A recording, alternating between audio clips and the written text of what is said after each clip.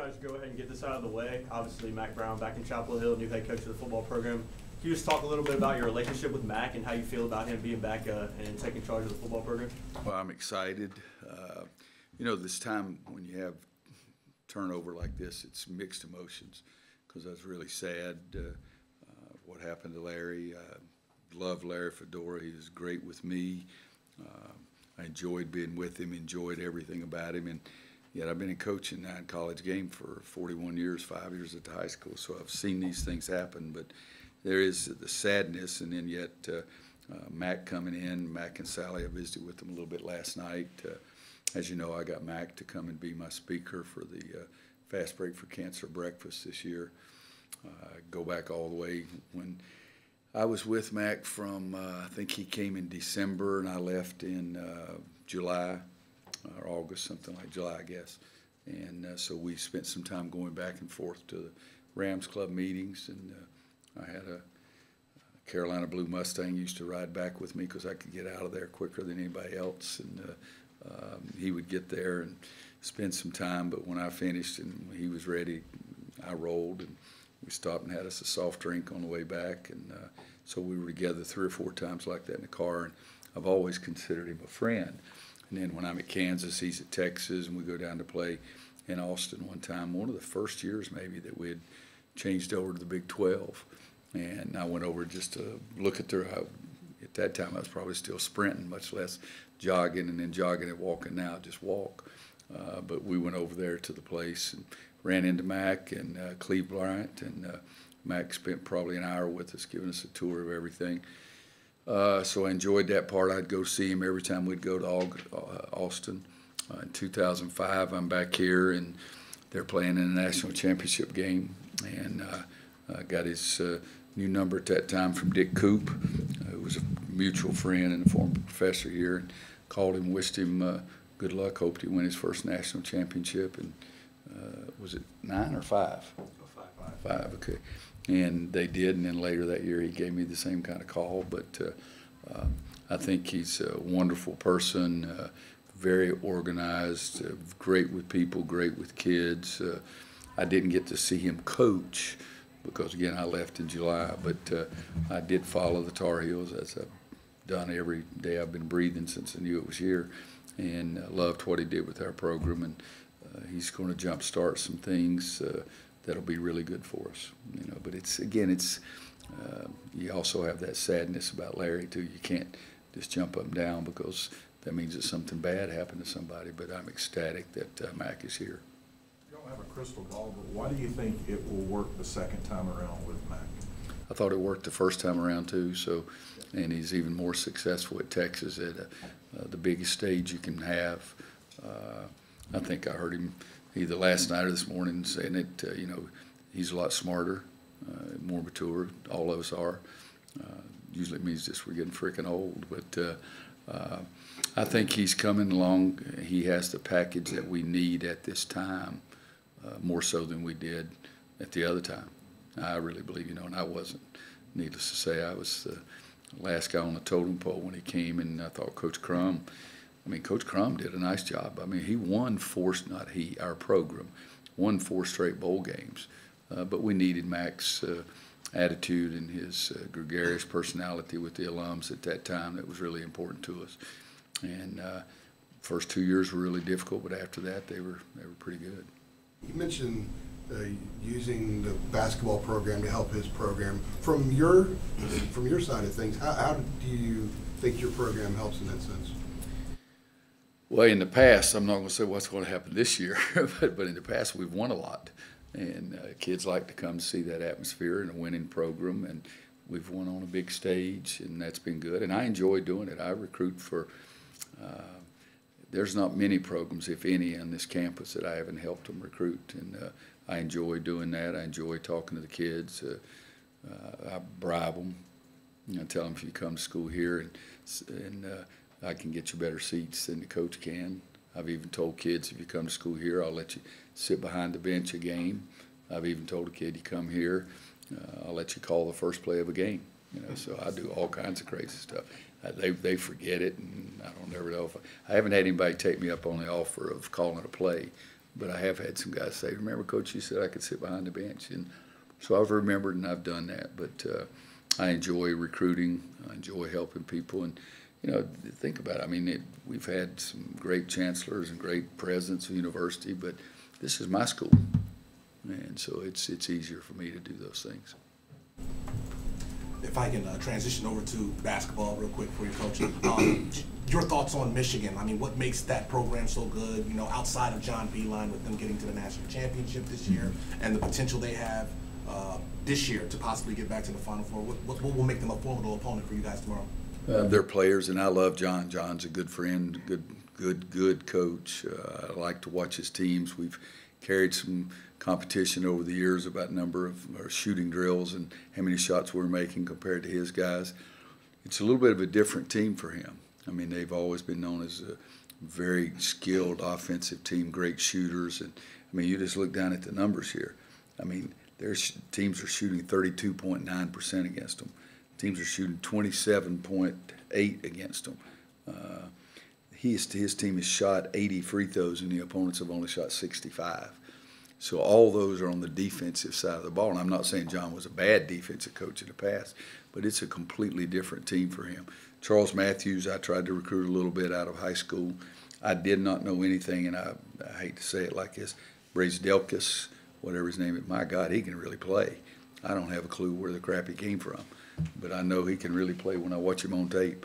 And so, again, it has to go back to John because John puts it together. But their offense has always been very meticulous, very organized, great diversity. They'll have backdoor cuts, they'll have post-ups, they'll have three-point shooters, they'll have drivers. It's a hard offense to cover.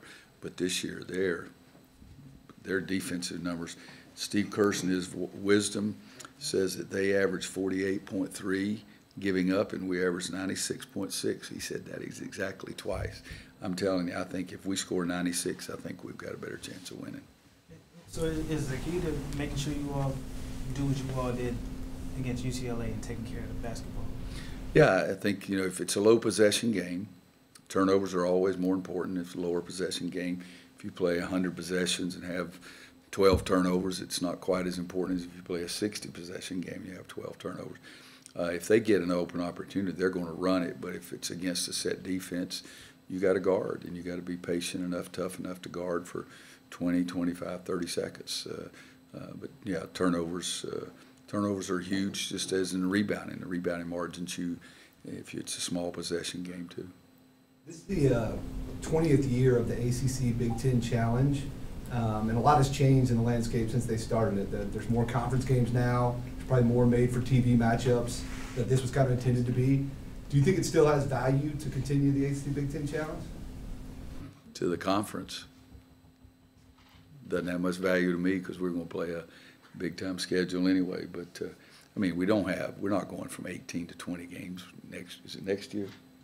We're going into 21 because this one's set in stone. It's some of the highest-rated TV games they have. They're not going to do away with that. So, yeah, it's a lot different than it used to be, in my opinion, because used to those were really big. But, I mean, in a 3-week period here, we're going to play 3 teams in the top 10. And it doesn't have to be an ACC Big Ten Challenge, but Michigan, Gonzaga, and Kentucky, and then playing CB. I mean, we went, I think, twice this year. We've played 4 games in 8 days. Now we're playing 4 games in 30 days. But it's made for TV is what it is. Coach, since the Vegas trip, what have you guys kind of worked on practice-wise that you feel like you have to address right away? Not a lot. I mean, because we had gone 10 straight days, either games or practice for 10 straight days. We got back at 1:30 in the morning, Saturday morning. So we gave them Saturday off, and then Sunday we just brought them in and watched clips and did nothing physical. So yesterday is the only day that we've had practice. Cam didn't practice yesterday. We were holding guys out just to try to give them an extra day's rest. We'll have everybody available for practice today, and we'll try to get some things done, but it's also the day before a game.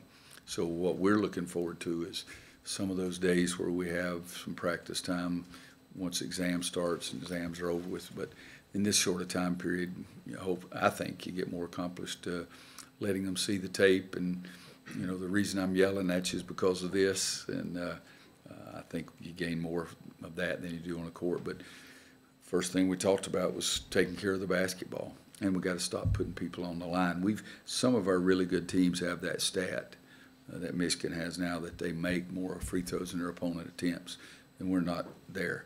And so that's a big thing. Turnovers, rebounding, guarding the basketball. We got a lot of things that we got to work on.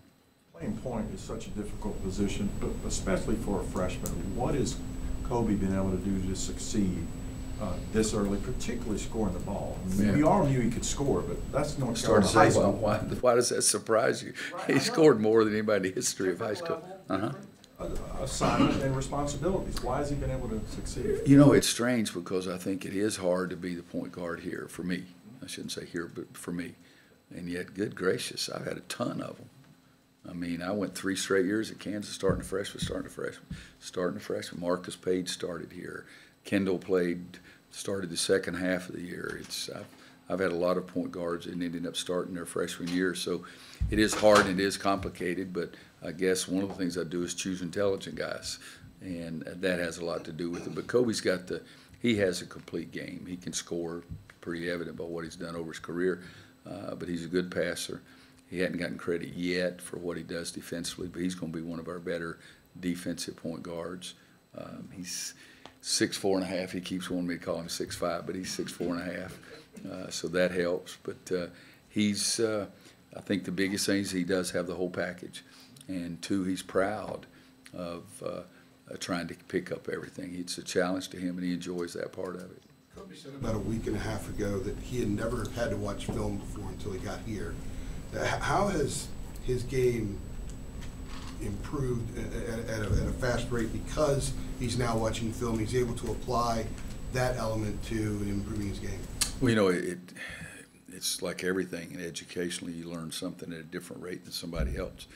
Sometimes when I put on that tape and we watch it, I mean, our guys are trying to figure out where they are, you know, and not just watch what we're talking about. And so it takes some experience to get that point where you can learn things from tape. And I think all 3 of our freshmen are going through that process right now. But I think it's helpful to them. It's human nature. I say, you got to box out. Well, I did box out. And so I run it back and forth, and that old, the eye in the sky I don't lie kind of thing. But I think seeing the big picture as a point guard is really helpful watching the tape. And again, our freshmen, very few of them watch much tape in high school. Some of your freshmen you get to watch a lot, but some of them watch almost none. Coach, how happy have you been with your big man play from Sterling Manley and Garrison Brooks this season so far? I think Garrison has really done a nice job. You know, you'd like it to be better than nice, but I think he's done a nice job. He's the most dependable, as I've said several times. I want him to finish more around the basket, want him to be a little more aggressive and those kind of things. Defensively, he's done a nice job again. Sterling hadn't gotten to the point that I want him. He's been fighting little aches and pains since the season started, since conditioning started. And but we need him to continue improving. We need him to get better. I mean, I can go small, but I think you need to be able to play different ways. And so I like it when we're big, and then if I decide to go small, if they play well, I like that too. Right, Nasir mentioned that he and Leaky first got to know each other through social media, and this was before you had started recruiting Nasir. And Leaky said that he was going to mention something to you about his interest in North Carolina. Did that ever come up? I was thinking about the J.P. Tokoto Marcus Page kind of thing. Did it happen? No, Leaky's trying to get some credit.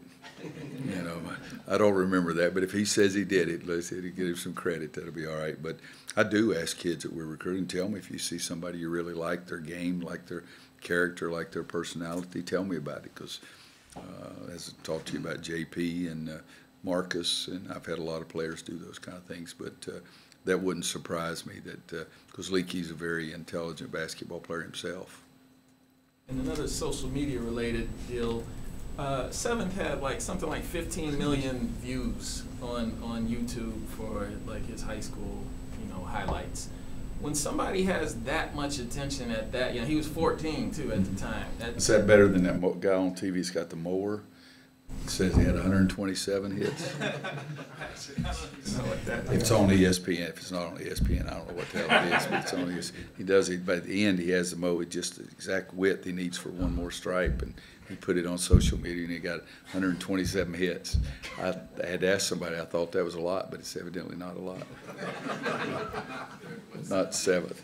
No, you know, seventh that he, excuse me, go ahead. I'm sorry. No, I was just curious, Yeah. in this day and age of recruiting, where guys get, you know, the attention goes infinitely, Mm-hmm. like, does that change your approach and how you know, because it's almost seems like an ego thing where guys can think their stature is bigger than it really is, you know, and that sort of thing. Does it change how you approach? You know, you look at it differently, who you are. I mean, I never looked at it because I don't do those things.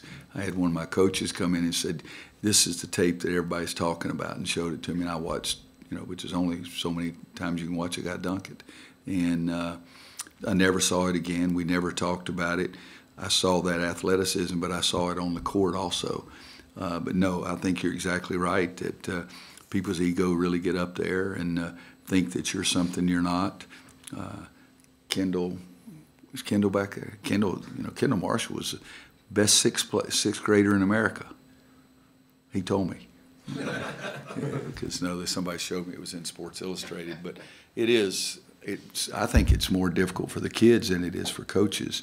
We have to handle the ego, the mindset, the family's mindset, where they think the player is, where they think the player's going, regardless of the social media. But, you know, guys stay on that all the time. I mean, we brought a guy here for a visit one time, and we had a great practice. I'm telling you, a great practice. The kid never saw one play. He's sitting at the table the whole time doing that, so he didn't come either. Some of the things are my choice. You said in Vegas about Nasir making the jump after the All-Star game, where nobody plays any defense anyway. Do you think it's time for people in the media to reset their expectations? You know, Art, it's a good question. I don't even know, I guess, what's a proper way. I do care what people's expectations are because the kid hears that and sees that.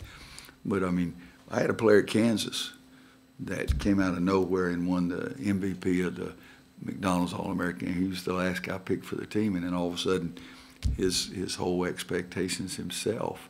And I loved coaching the kid, but his own expectations got so out of whack that it was really hard for him to feel that he was being successful. And so that experience makes me worry about what you're saying here. But Nasir, man, he's got a lot of great things about him. And I think that he's got to get way better defensively, but he's honest. I mean, I love his honesty. I said, Nasir, who are you guarding? He said, I don't know. I mean, you know, so the first thing to do defensively is try to figure out who the hell your man is, you know, that kind of thing. But I love him, and, you know, what people's opinions of him, I hope will eventually be made by how he plays, and as opposed to reputation, how he plays in the big games, how he gets better. So I guess I'd say, you know, that I don't know that if anything I say is going to make them change, but the only reason I would want them to change is if the kid's concerned about them, but I'm not concerned about them. I go in the gym all the time, and I don't care if anybody else likes a guy. We've got one guy on our team right now, the fellow coach in the ACC told me he's not good enough. He's good enough to play for me. And I told that guy, you know, you got guys on your team that can't play for me. You know, so it's an easy deal. And that person was? Just thought. Yeah, I just thought you'd ask in case I had a weak moment. Another question: is there any another player you coach whose athleticism is similar at UNC with Littles? You know, JP could jump out of the gym. It wasn't quite the explosive, quick jump that Nasir has. Noel, maybe. Who? David Noel. A little still different. David wasn't. I mean, Nasir's is explosive. It is quicker. His fast twitch muscles are different. David was explosive, but not like Nasir is. Give me another example. Barnes, maybe. Or... No, Harrison was work. He worked, he sweated because naturally he didn't have that. I mean, I'm not saying he's a bad jumper. That's not what I'm saying. I mean, but I talked to him and I said, why don't you just dunk it on the guy? He said, I've never dunked on anybody. And I said, well, try it. You'll like it. You know, it's kind of thing. So Harrison's was different too, because Harrison just worked and worked and worked and made himself into a much better player than God sprinkled any dust on him. So is this year the most athletic player you've coached at UNC? I would think so. Give me somebody else. Those are mine. Who? Jordan? Well, I don't think I claim him. You know. If you're going to talk about that, yeah, that guy was pretty explosive. He's pretty athletic. Bryce was a quick jumper. Who? Bryce Johnson, quick jumper. Yeah, he had the quickness, but Bryce doesn't have the athleticism that, you know, it goes back to Darren Hancock at Kansas and guys like that. Darren was only 6'4", but, I mean, I saw him jump. Guy tried to take a charge. He just spread his leg, jumped all over him completely. You know, so I've had some guys that are pretty, but I think that who is the dude that jumped over the tackler, landed on his feet, and kept running? Who? Lamar Jackson did it, and he was at No, I mean, this is this week where the guy did it, jumped up. I've seen Ezekiel, for example. Zeke Elliott, whatever his name is. I saw him. But this guy jumped over a guy and then evidently clipped the foot a little bit, so he did a complete somersault, landed on his feet, and gained 3 more yards. That sucker's the most athletic guy. And that would get a lot of views on social media. Would he get more than 127? Okay. Coach, back to Michigan for a moment. I got a couple questions. I'm going to combine them from the James, the Detroit News. What have you seen from Michigan's transition defense that would pose a challenge for you? And two, I think they go together, how critical is it for you to control the tempo and not let Michigan slow the game down? Transition and slow the game down. Yeah, you know, in transition, I mean, they find the 3-point shooters. They guard them. Best thing they do is they guard the ball, so their teammates aren't helping all the time. They take personal pride in keeping their guy in front of them. They don't pressure them up quite as much as we do probably, but they still do the best job of anybody I've seen so far this year of not getting beat on the dribble. If you don't get beat on the dribble, you don't have to help. If you don't have to help, that guy doesn't get the open 3. In transition, I think, again, Michigan's going to run when they have opportunities, but when they don't. So to me, the biggest challenge is being tough enough, patient enough to guard them for 20 seconds, 25 seconds, or whatever. It's hard to speed up a team that's really good to change their tempo, but I like to win. I like to win in the 80s and 90s, as I've said many times, but sometimes you have to win in the 50s and 60s. I don't know if I've ever won a game in the 40s, but I think you have to be able to play at tempo that you can score at. It's the biggest thing. Anybody else for Coach before we bring Kobe in? You did say 7th is cleared, right? Yeah. So how will having him back help you all? Well, you guys saw it in the Texas game. Early on, Leaky wasn't nearly as comfortable as he was the next day against UCLA. And you can talk all you want about, son, I think you can do it, and I'm confident in putting you out there. But they get out there, it's like you're a deer in headlights for a while until you do get the comfort level. So I think that not having 7th out there challenged Leaky a little bit. I think he responded very well, particularly in the UCLA game. And I think it'll help us down the road with him more. Giving 7th week or so off is not going to hurt him. I always worry about somebody jumps that high and is that quick. The explosiveness also is harmful coming down. And so hopefully it's helped his knees and ankles and joints a little bit more too.